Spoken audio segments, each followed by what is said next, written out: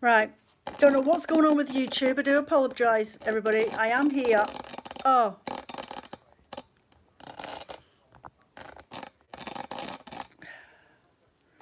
Oh, crikey. Oh, do you know what? Oh.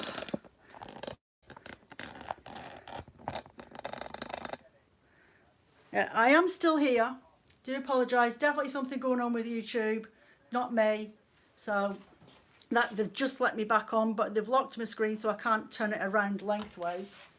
So I'll just get on with this. The other video that I've just done then, it will not save for another day. So I do apologise. Some days I sent to triers.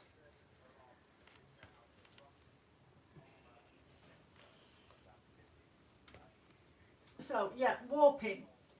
So I am literally just following a line of my yarn. Oh, I don't know which way I'm going. That way it was under, over, over those two.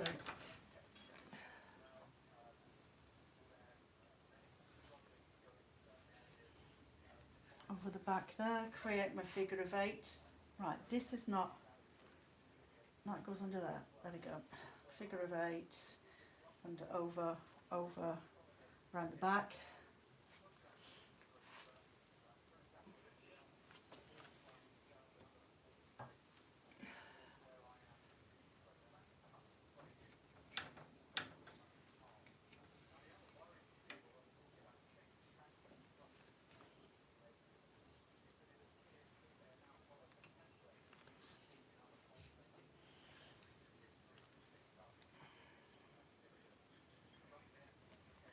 So yeah, when you, because the other video would have been stopped. So I'll just explain again. You get a piece of string in the length that you're wanting for your warp, whether it's 6 foot, 8 foot, 3 foot, 2 foot. And you get a piece of decent string, yarn, whatever you've got to hand, and put a loop through the top of it. So literally just switch it around. Hi yarn, don't know what's going on with YouTube. They kicked me off for some reason, won't let me back on, and they'll let me have an elongated screen. So bear with me. So the other video we've just done then, the other chat bit, it won't upload. So we'll just get on with what I'm doing here. So when you're measuring it out, depending on how much length you want, this has the potential. So at this moment in time, I have got, I think it's 12.5 foot of yarn that's on here for a warp. So it literally comes around like that all the way down. So this has actually got the potential to be, say, 1, 2, 3, 4, 5, 6, so about 18 feet long. Potentially my warp frame has got. So you literally just hoop your training yarn, the one that you're going to follow, all the way around to the line that you want it to go for your measurement for your warp, with your extra on the end of it, and then just warp it through here, the line, and I would usually just go all the way through there and then tie it off here, and that gives me a guideline of where I want to go for my warp length. And you can twist it in it, you can bend it around these in any direction. You just have to remember that when you start winding, you want, when this comes over here, it's going under the next one, and then you're going over the next one, and you want to create these figure of 8 gaps in here. So my warp top and bottoms are in here, my finger in between sandwiched, and again this side, and again on this side I've got the exact same figure of 8 going on. So that's all I'm doing, is creating 2 figure of 8s. Why is that? 1 second. Why? No, it's not underneath, and it should be. So I'm just going to grab these sections and force that underneath. No, that's not right. 1 second. That should be over that one, and that one should be, should it be on? No. Oh, come on. And then that one should be under there, like that. Right, so put that back on there.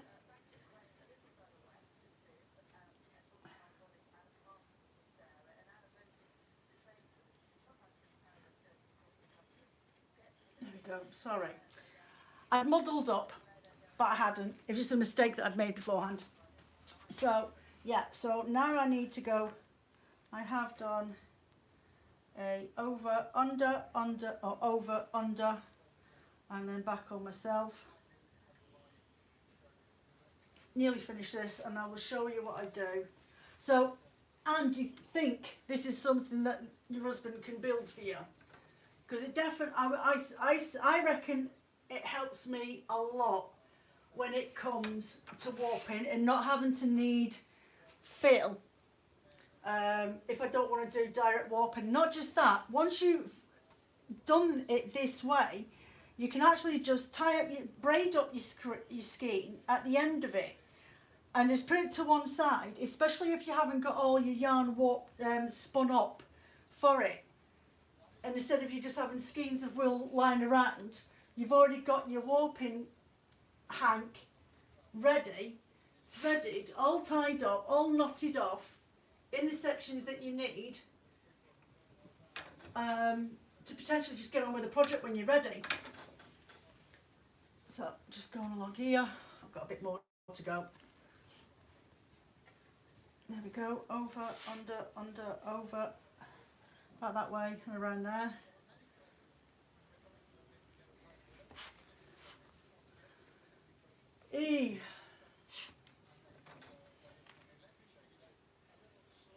Around there, push that back.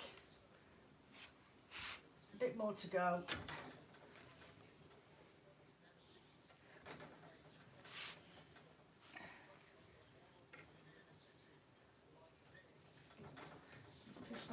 Push that back. I'm just going to push my warps back on the dowels a little bit now. Give myself a little bit more room as I'm coming to the end. Push them back.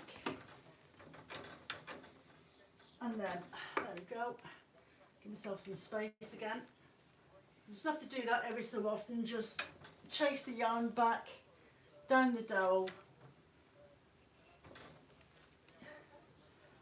And then under, over, over, under, and then back that way.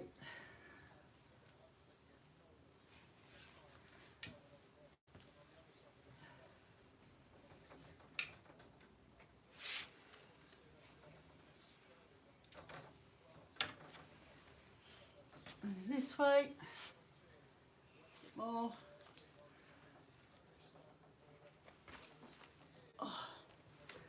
And if you're using helping hands for warping, this is another good way for doing it. In the sense of when you, I'll show you in a minute, when you're threading all these up and tying your ends in, you actually count these warp lengths 10 at a time and just interweave a piece of your string between them, and that helps keep them together. And when you're using helping hands, they generally say have 10, maybe 20, depending on the thickness of your warp that sits in between your nail slots to help even out your warp width. So yeah, so because of the preparation that you're doing with these warping skeins, all ready and tied up, and then you do your little 10 bundles in between. Firstly, it helps you keep account of exactly how many warp ends that you've wound up so far, as to whether you need any more, which I will do, because each one of these I've ended up, I think roughly, these two skeins here, these ones that I've done already, these braids, so I've done these braids already, and one of them I had 66 and one of them I had 77 warp lengths. So it helps you keep a calculation of how many more warp lengths you need to do. I've got this skein here that I'm doing, and I've got one that's currently on my bobbin, on my wheel, that I need to finish off. So it just gives me a rough estimate of how much more I still have to spin before I can even get all of this warped up. Oh. But I will start warping, if I don't get it started now during live chat, I will start warping it this afternoon and tomorrow, and I'll film it and get it on the channel, so you can watch me doing it while I'm doing it. Otherwise, I'll have to wait till next week and finish it off on the live chat, whatever you want me to do, if that's easier.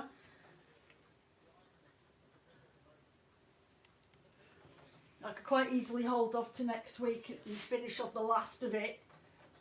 So you can see how I do it. Not a problem. I am doing a slight pattern, well, a textured pattern to mine. If I've only got 66 and 70, so that's 100 and, oh crikey, 134. Say this is 60, so 134, so that's shy of 200, and I need 250. 250, yeah, definitely, I think it was 254 ends I am needing to be able to warp this frame up, to warp up my loom. So roughly I need another maybe 2 skeins or 1.5 skeins of yarn still to spin up for me to have the full length that I need.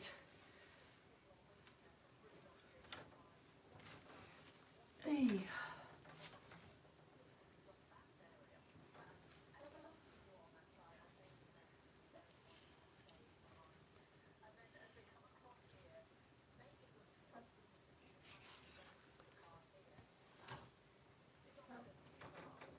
On this top one, I think I've got about 3 meters left on Swift to get through, and then it's tying up my ends, and I'll bring you over to watch what I'm doing.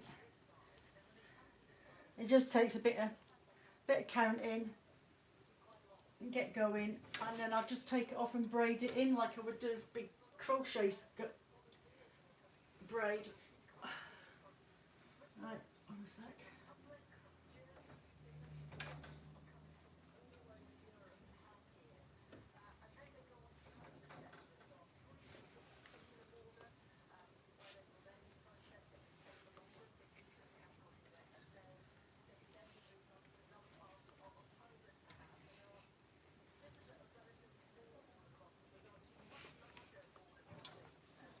Oh, come on. Flaming swift winders sometimes can be more a flaming headache. Right, under, round, over.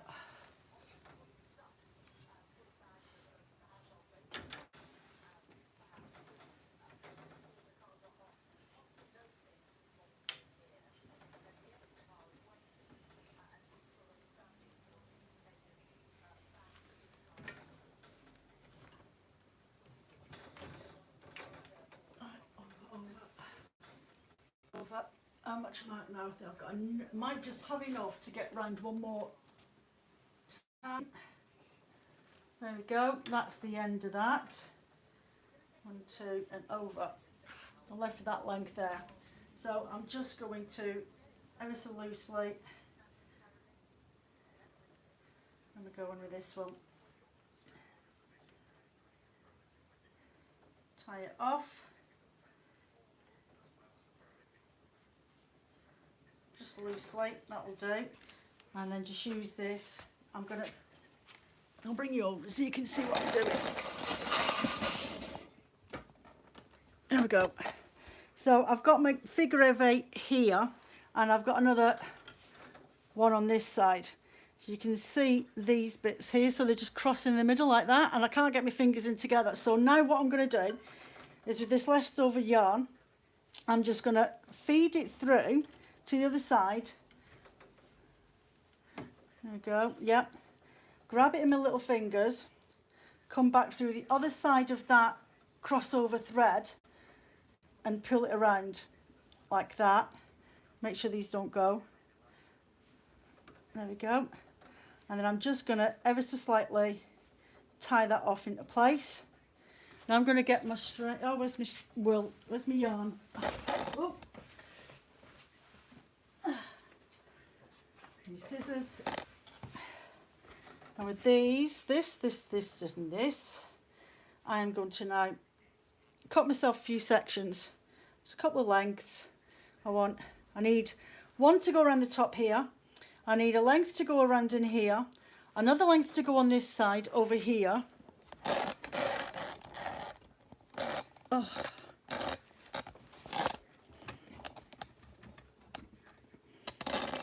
So I need another length in here to go around this section here.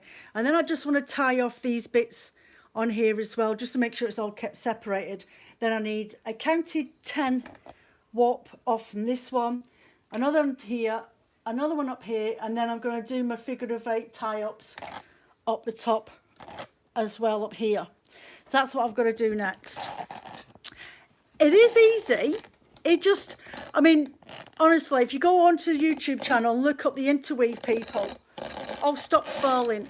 The interweave ladies on there, oh my Lord, they're like that all the way through. But I'm not going to do it too quickly, because then what would be the point? But then I could have done it a bit quicker, and then you just wouldn't have been seeing the back of my head, would you, really, at the end of the day? It's supposed to be a live chat, and Jo spent most of it talking to herself. I do apologise, people. And I've probably missed half the things that have been said. I'm not giving you any attention today, ladies.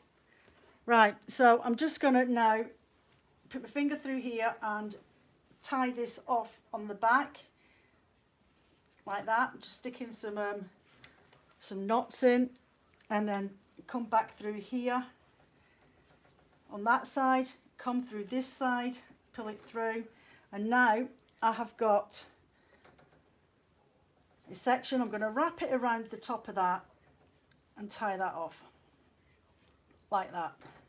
A little knot in there, and then I'm going to do there it is, do the same on this side, tie it off, put my finger through the other side of those cross fibres and wrap that around there. Alright, then what I want to do is twist around a little bit over here. So I've now got my top crossover, you can see it crossing over through here, and I've got my bottom crossover. Now I want to make sure these are separated, so I'm going to put one tie here like that, and another tie down the bottom like that. Okay, that keeps that separated, and I'm quite happy with that. Now I'm going to get my string, and I'm literally going to count these all out, make sure that my guideline is out of my way. 2, 4, 6, 8, 10. So I get my string, and I'm going to loop it over the top and then cross them over and hold one of my finger and one of my thumb, and I'm going to count the next 10. So 2, 4, 6, 8, 10, and then alternatively cross the one that went over the top under the bottom and then twist them round again, and I just keep doing that. 2, 4, 6, 8, 10. So just move them out of the way, and I'm going to twist that one underneath, that one's on the top, twist them over each other like I'm doing a knot, but I'm not quite completing it. 2, 4, 6, 8, 10, and again underneath over the top, twist them around. 2, 4, 6, 8, 10. Get my threads, twist them around and hold them out the way. 2, 4, 6, 8, 10. Bring that around, under, over, twist them around, and then I'm left with 4 there, which is perfect because I've got one skein that says 66. So that evens off my number now. So I've got 2 at 70 and 1 at 60, if I think of it like that. So that potentially, you can see here all these little lumps that are gathered. So I've got 10, 20, 30, 40, 50, 64. So I've got 64 warps in there. I know exactly how much I've got now, and I know how much more I still need. So I have got 64 plus 60, 66. So that is 130, and then I've got 70 there, so that takes me up to 200. I know I still need at least another 54 warps. Perfect. I've got more than enough of my bobbin over there. So doing that process, this is what I find a warping frame for really, really good. It helps me make sure that I've got the right amount of warp length that I need to be able to even start doing my loom. And if I want to add some extras, I can do. But I do need to remember that I want 2 ends left over from the same yarn that I'm using for my sleevages. If you go on to Kelly Casanova's YouTube video, I will show, because you'll see that next week when this is all warped up, or when I finish off warping up next week with you, she adds on a sleevage end, and she always says make sure that they're longer than your warp that you're using, and put the weights on, but don't tie them into the back beam. She actually put a video out, I think it was last week. I got an email saying how to create your weaving with your sleevage ends, with your weaving. So definitely a video, go and have a look up. I think what I'll do before I even start winding on my yarn next week is I'll wait till I've got to about 1 inch or so, 2 inches to the end of my warp, and I will do that with you on my chat next week. Because now I'll literally need to take this off and then maybe think about sorting it out on the back. But I still need to tie these ends off anyway, so I'm just going to finish off counting these off. So then I'm going to put another one about the same place up here. So it's 2, 4, 6, 8, 10. I think doing this as well with really, really thin yarns is really, really handy to do as well. 2, 4, 6, 8, 10. So my twisted yarns underneath, one over the top. Cut them through. 2, 4, 6, 8, 10. Twist them over, one underneath, one on the top. 2, 4, 6, 8, 10. Pull one up, pull one down, twist them over.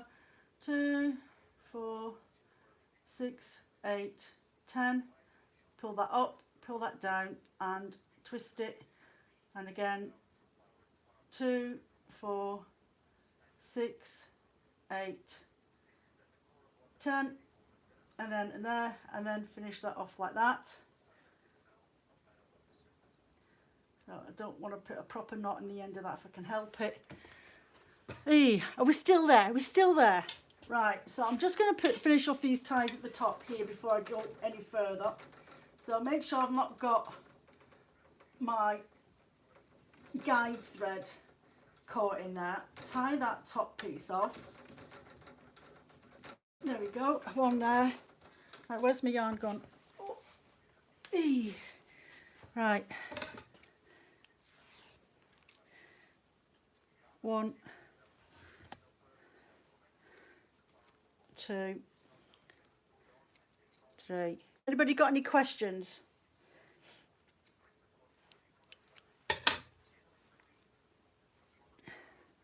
Right, so this one I'm going to go put my finger in there and my finger in the other side in a second. So pull that through there in that end, go through here, pinch it and drag it through, and tie it up. I'm going to twist one around that side and then put a little loose knot in there. Same on this side, just push that through. What have we got? Come on, fingers over, grab that, pull that through.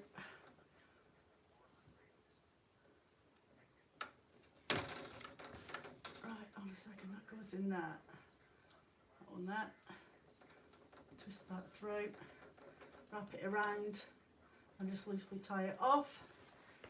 And then I want to make sure that I have separated these two from each other, so when I've used my helping hands later on, they're all in their own separate bits. This one as well at the top, grab that on the other side. There we go.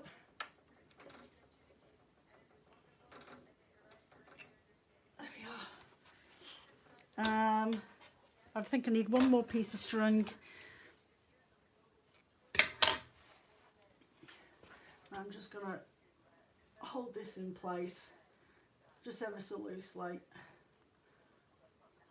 Okay, so I'm going to take this top off up here. There we go. Take that off the top there and just see, this is what I mean. See? I ended up with my guideline stuck inside it. Right, pull that out. There we go. So I've now got my hoop. I've got my sections all tied up. My section's tied up there as well. I'm just going to put my hand through and grab a loop and pull it through. And then I'm just going to keep doing that all the way along. Just ever so gently pull that off. And then create myself a nice tidy braid. All the way. Nice tidy braid. So this warp is now ready. When I'm ready to get going on my loom. Just loosen that off there. There we go. Another one. Another one. It just keeps it all neat and tidy and out the way. And then this end will be the beginning end that will become my